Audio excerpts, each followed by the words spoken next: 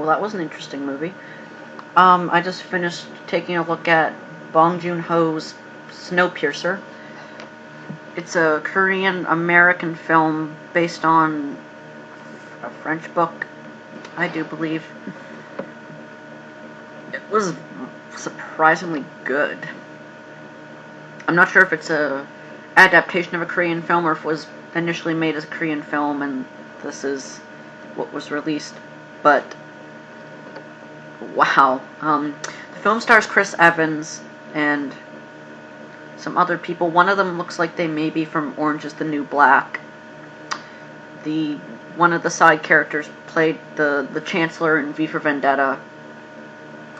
And another one of the side characters, I do believe, played the main character in the original Oldboy. I'm not really sure. I'm just doing this review off the wire, so I'm not looking up information on it.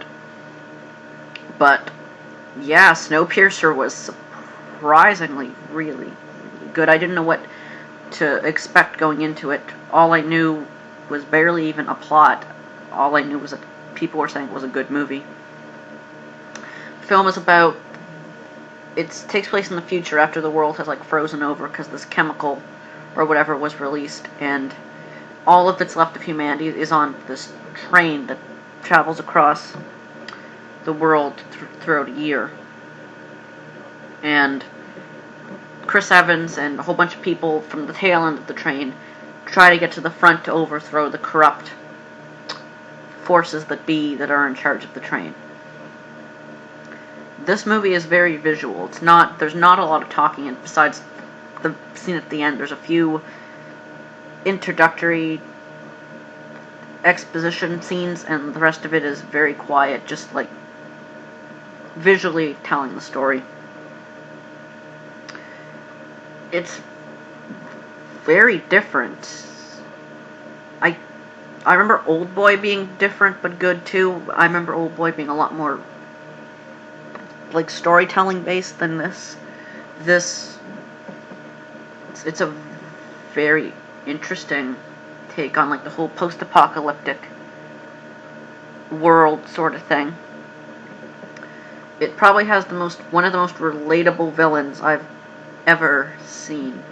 Ed Harris basically plays the head of the train, like the one who drives it and keeps the engine up and running. And his whole ending monologue is the reason why the train is the way it is because this is a new society. If we allowed everyone to be equal, then we'd run out of food. People have to be in their place. Surprisingly enough, he's right. A question I think this movie's kind of asking is, when humanity has to do something like this to survive, is it even worth surviving? Because at the end of the movie, they try to like blow up the train and derail it. But this was really good. Chris Evans is good in it. The other actors do a serviceable job. There's also like this B storyline where Chris Evans is trying to help these people from his section of the train, which is the very back, which is like the poorest part of the train, help them find their son, because the guy at the head of the train took him for reasons you don't find out till the end of the movie. The reason why he took him is because the train can no longer run automatically. It needs to be run manually, and in order to do that, there has to be like a child working one of the gears inside the front of the train. It's a very dark movie, like with a lot of the subject matter. It's very... It's interesting with the way, like, it looks at these like psychological and philosophical questions of survival and what happens when most of humanity is gone. Like, how much of our humanity will we sacrifice to keep the world going? I really don't know what else to say. Good movie reviews are really boring. There's not a lot to talk about on a good movie, other than saying it's good. Check it out. Visually, there's some really cool things. Like closer to the end of the movie, when they're getting higher into like the classes of the train, like when they're in first class, you see like there's a shop for making clothes. There's a schoolroom section of the train. There's a club area of the train. There's like a drug den area of the train, and visually all these are really, really cool looking. One of the more interesting sections in the movie is when they're at the schoolhouse, because you kind of learn about the history and how everyone in upper class on this train looks at the guy who keeps the engine going as like this god figure, because he's the one who keeps the train running, keeps the heat going, and stops them from freezing to death in this post-apocalyptic wintry world. And they even teach that in the school on the train. It was disturbing but very interesting at the same time. Props to whoever played the, I'm not going to say main villain, but there's this one character in the film. She represents like the head of the train and goes like the poor districts to talk to characters. She is probably one of the bitchiest characters I've ever seen in a film since like Nurse Ratched or that one character from Harry Potter. But whoever played her, props to her, because very, very good acting, and she made me really despise that character, just from her British accent to like how wormy she was when she got caught by the people from the back of the train. But like, just, this is a very interesting movie. You have to watch it for yourself to appreciate how good it is. Other than that, I don't know what else I can say. So, check out Snowpiercer. Okay, so I just got out of 22 Jump Street again. It was still good the second time I saw it with someone who didn't see it. What'd you think of the film anyway? It was okay. It was good. They definitely played on a lot of the similar storylines and character traits and whatnot as the first one, which was funny, but after a while I kind of found like the self-deprecation of itself, kind of comedy kind of wore thin, but all in all, pretty good film. Yeah, it was good. This review is going to be a lot quicker than the first one, because the first one, me and Jazz basically ran through every single fucking moment that someone would find funny. So this is going to be like 5-10 minutes max, but yeah, I've seen it for the second time and I don't find it as good. If you like the first one, you're going to like this one. If you've seen it, if you want to see it, you've probably seen it already, because it's been in the theater for like, what, 3-4 weeks now? Two? No, it's been 3, yeah. So, like, this review is pretty much pointless. I'm just hoping to get a few views out of this. But, yeah, it was decent. Nothing. I want to talk about the trailers? Yeah, I'm going to move on to the trailers eventually. I just give my... Jump in the shark. Jump in the shark, which I'm surprised this movie didn't make a reference to. They made a joke to, like, every single tried and true sequel joke, like, just do the same fucking thing over again. That's all I'm really going to say. But, okay, yes, trailers. One of the first trailers we got, which was different for me this time, was Dr. Cabby. I've never seen this trailer before at all, and I swear to God, this is the stupidest looking thing I've ever seen. I don't know if it looks like a Canadian-made movie. It's about this Indian guy. He wants to become a doctor, but no medical school will hire him for some fucking reason. The trailer just made it look like he doesn't get hired because he's awkward as fuck. And so he starts a cab company. By accident, he delivers a baby in the cab, and then he becomes like a doctor for like poor people or something. And I have no idea who the Indian actor is who plays the main guy. Maybe he's been in something, maybe he's from Bollywood, I really don't know, but his second in command, like, supporting buddy character is Raj from The Big Bang Theory. And this time, instead of being a horny nerd, he's just a horny fucking guy, and it's really stereotypical fucking bro jokes that just really don't work in a film like this? What do you think? Oh, I definitely think it's a Canadian-made production. Not something that I would have any interest in seeing. I really think it'll be a quick hit at the theaters and move along its way after about a week. The audience was fucking laughing their asses off at this trailer. Like, I just looked over at my friend. I was like, what the fuck was that? What the fuck? They, like, as soon as they made like a prostate exam joke, and the joke made it look like he's raping the guy, I kind of just was like, okay, I'm pretty sure operating an ambulance out of your cab is illegal, and there's not enough suspension of disbelief. But we're too much in this scenario. I'd rather watch the Martin Scorsese, Nicolas Cage movie about fucking ambulance drivers that made me want to drink turpentine. It was so fucking depressing. Than watch a second of this fucking movie. So, why did you tell the viewers what movie that was? Bring Out the Dead. It's Martin Scorsese's lowest rated movie for some reason. I liked it. It was just really fucking depressing and didn't really have a point. Well, it might be lowest rated because he's made such masterpieces as Goodfellas, Wolf of Wall Street, Casino. The Departed. Yeah, I still go with my original. It's his remake of a Japanese movie. Both are good. Both are really, really good. Both are really good.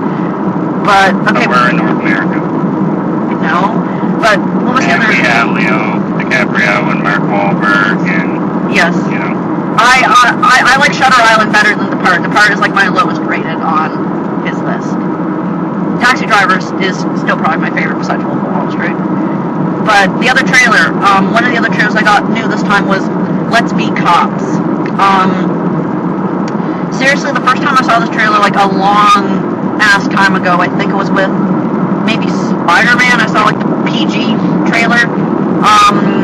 It seriously looked like something I would come up like while drunk, like an idea for a film. Like, oh my god, it would be just a fucking great idea if we made a movie where we dressed up as cops and people thought we were cops. That's basically what the trailers show, what this one shows, but this one expands on it a little bit more and makes it look like it's a buddy cop film that they eventually get roped into.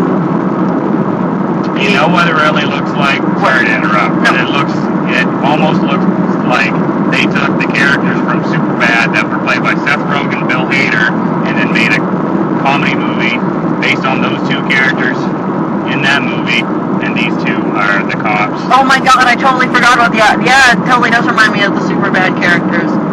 Yeah, like, it basically looks like that. It looks like an interesting enough movie. I'm hoping it'll be another good buddy cop romance movie, because that's basically what Jump Street 1 and 2 were romance buddy cop movies, and I can't really think of another example of romance buddy cop besides Hot Buzz.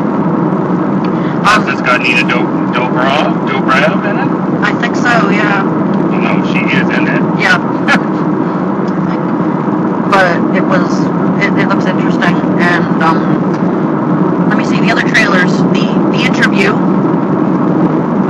I've seen the trailer for that multiple times. It looks like another Seth Rogen, James Franco movie in the same vein as This Is the End, where it's like kind of like it's one-off universe where they're like a one-off like meta universe where they're like playing fictional versions of themselves. I hope they do more movies like this, because This Is the End was actually really good, and The Interview looks like it's no different. It looks like they get like some secret agent spy stuff in there, which would be kind of interesting to see. Yeah, but how many times can you go to the same well before it dries up? Yeah, like the whole romance, like in the trailer where they're like, they looked death in the eye and they said, I love you. They've done that joke like a billion times. Well, and it's kind of played out. Definitely the whole romance between them. But we'll see. It's going to be an interesting movie with all the controversy it's generating, with Kim Jong-un having like a shit fit over it, saying like, oh, this is an insult to my country and what the fuck not. But I think he's more concerned with his own self-image. Because he can talk to dolphins and doesn't pee or poop. According to the trailer. Allegedly. I can't think of, there was another trailer, I can't remember it because it was cheap seats. I didn't know why this theater was packed ass to elbows. Like, it was full, but it was full because it was cheap seats. And there's these dickheads who wouldn't sit away from their assigned seats, and it really fucking annoyed me, and they were really distracting. Like, I understand that the theater has set up this whole, like, fucking dictatorship thing where you have to sit in your pre-bought seat, but there's plenty of seats available. Just fucking sit somewhere. Unless you're with a child who you shouldn't even be fucking taken to a movie like this, sit wherever the fuck you want to. I've done it, and it's never backfired on me. It's only backfired on me once, and those people were assholes. But well, Spitball, it was another comedy. Sex tape. Sex tape. Sex tape. Yes. I don't know what I think about this film. I think it might be kind of funny. Jason Segel's. You want me to tell you what I think? What do you think? I think Jason Segel should not be skinny because he looks kind of weird now. And Cameron Diaz hasn't been in anything good since Something About Mary. And that was a long time ago. Yeah, she hasn't been in comedy in a long time. Like, the last thing I saw her in was The Counselor. She was decent in that, but that's because it was like a drama slash. Dude, she fucked a car. Literally fucked a car in the movie. It was a ridiculous movie. She was a ridiculous character, and she was just ridiculous. I barely remember the movie. I just remember it being kind of interesting. It wasn't the worst thing I've seen recently. So, plus it had the benefit of not being a simple plan. The movie has also co-starring in it Rob Corddry, Rob Lowe, and Ellie Kemper from The Office. A lot of Robs and just a lot of former stars of awesomeness. Not hard on the eyes. Oh no, she was in 21 Jump Street, the first one, and yes. She's always good in like her little one-off comedic roles. She has really good comedic timing, and she's pretty. So this movie will have a wide appeal. I'm sure a lot of people see it. It'll do well in the box office. But it probably won't get my money. But, you know. I might check it out if it's like cheap seats or Netflix or something. That's the only time I'd ever pay attention to it. Well, you'll be waiting a while. Jazz had a higher, like, was more interested in seeing it than I was. And you know what? Good on her. If you can be amused by stuff like that, then go ahead. If I could be amused by fucking Sandler movies, I wish I could. I wish I had the lack of brain cells to like any Adam Sandler movies that were made currently, or a Tyler Perry film. You just offended like 75% of the people that may watch this. So that's like 3 out of 4. Brad says shit about Adam Sandler all the time, and he doesn't get shit. He hates Sandler and Michael Bay, and he says it with a passion. But that's really it for this. The only thing that kind of caught my attention going out was this giant fucking cardboard box poster they had for fucking Blaxploitation Annie. I've only seen one trailer for this, and that was because it was with Spider-Man, which Jamie Foxx is fucking also in. I really don't know what the appeal of Annie is. I never saw it when it first came out. I have no interest in seeing it now, but it just, I don't know if it's, I don't know why they're remaking it, and why they're remaking it as if it were a Blaxploitation film. It just boggles the mind as to why they're doing this, but whatever. This is going to be posted along with some backlog videos I have, and I will see you guys whenever I see you.